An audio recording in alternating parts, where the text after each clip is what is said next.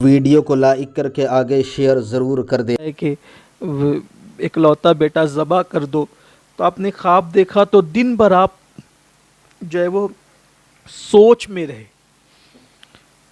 آپ سوچ میں رہے کہ کیا کیا جائے.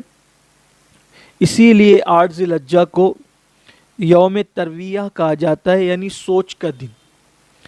پھر آپ نے خواب دیکھا 8 کا دن گزر کر 9ویں شب کو کہ ذبح کا حکم ہو رہا ہے، تو پھر آپ نے یعنی کہ آپ نے جو ہے وہ فیصلہ کر لیا کہ مجھے اسماعیل علیہ السلام کو ذبح کرنا ہے. تو چونکہ آپ پر معاملہ مکمل کھل گیا اور آپ نے پہچان لیا جو حکم دیا گیا تھا، اس لیے اس دن کو یوم العرفہ کہتے ہیں، پہچان کا دن. اور یوم العرفہ کہنے کی ایک وجہ یہ بھی ہے کہ اس دن عرفات میں حج بھی ہوتا ہے.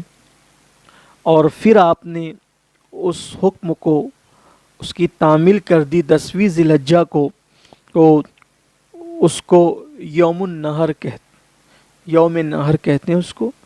اور جب آپ نے حضرت اسماعیل علیہ السلام کو ذبح کرنے کے لیے جو ہے وہ لے جانے لگے مینا کی طرف، تو آپ نے حضرت اسماعیل علیہ السلام کو جو ہے وہ واضح طور پر یہ کہا کہ میرے اللہ نے مجھے حکم دیا ہے کہ میں تمہیں ذبح کر دوں، تم کیا کہتے ہو؟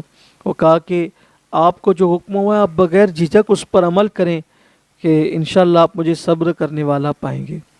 اور ایک طویل واقعہ اس کے ساتھ بھی ہے کہ حضرت ابراہیم علیہ السلام جب لے جانے لگے تو چونکہ وہ آپ کی عمر شریف چھوٹی تھی، بعض مفسرین کے نزدیک آپ کی عمر 13 سال کی تھی، یعنی آپ جب سن بلوغ کو پہنچنے لگے تھے تب آپ کی عمر ہے. اس پر عمر شریف پر بھی متعدد اقوال ہیں، لیکن ہم اس کی تفصیل میں نہیں جاتے.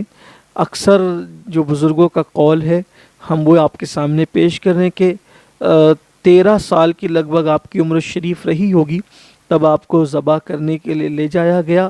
اور پھر جب آپ لے جا رہے تھے مینا کی طرف تو شیطان نے حضرت ہاجرہ کو ورغلانا چاہا، ماں تھی، کہ ابراہیم تمہارے بیٹے کو ذبح کرنے لے جانے. تو جناب ہاجرہ نے کہا کہ کیا کوئی باپ بھی اتنی منتوں مرادوں سے جس کے یہاں اولاد پیدا ہوئی وہ بھی اکلوتی اولاد، کیا وہ ذبح کر دے گا؟ کوئی باپ ایسا کر سکتا ہے؟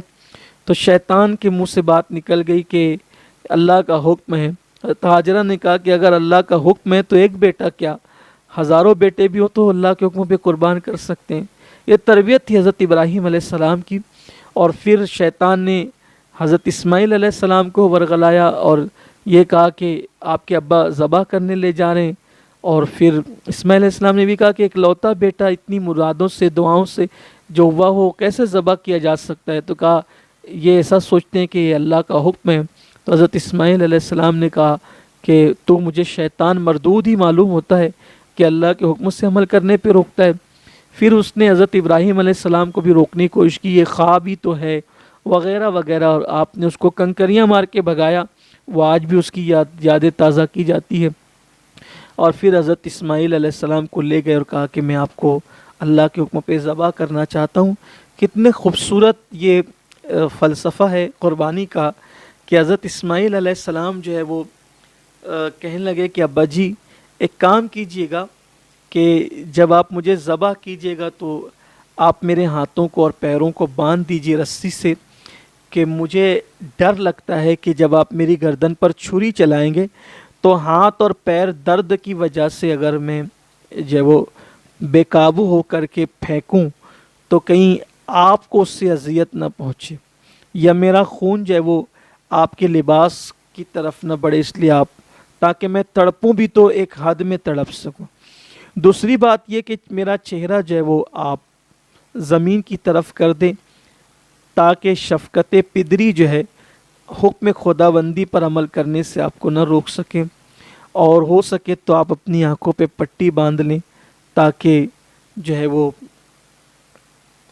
بیٹے کی محبت رب کی محبت کے درمیان حائل نہ ہو سکے. کیا خوبصورت انداز ہے اللہ کی رضا کے لیے، آزمائش خداوندی پر پورا اترنے کے لیے۔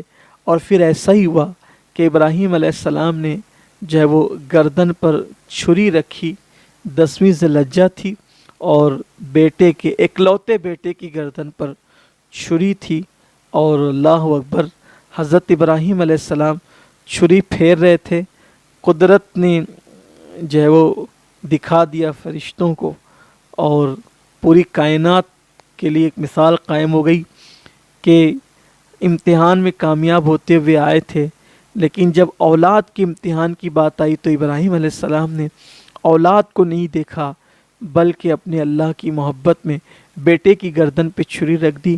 مفسرین نے لکھا ہے کہ فرشتوں نے اللہ سے کہا تھا، مولا ابراہیم کو تو نے اولاد تو دی، یہ تجھے زیادہ چاہتے ہیں یا اولاد کو؟ تو اللہ نے فرمایا کہ میرا خلیل مجھی کو چاہتا ہے، میں تمہیں دکھا دوں گا۔ اور اس دن دکھا دیا کہ دیکھو ہمارے حکم پر اکلوتے بیٹے کی گردن پہ چھری رکھ دی ہے، اور چھری چلانے ہی والے تھے، اللہ نے جبریل سے کہا جبریل جاؤ اور جنت سے دمبا لے لو۔ بعض مفسرین نے بکری کا ذکر بھی کیا ہے، اور اس سے پہلے کہ ابراہیم چھری چلائیں گردن اسماعیل پر، آپ جنت سے وہ دمبا یا بکری جو ہے وہ، یا یوں کہہ لیں جنتی جانور، تاکہ اقوال کے اختلافات ہی ختم ہو جائیں، جنتی جانور جو ہے وہ لے کر اسماعیل کی جگہ رکھ دیں۔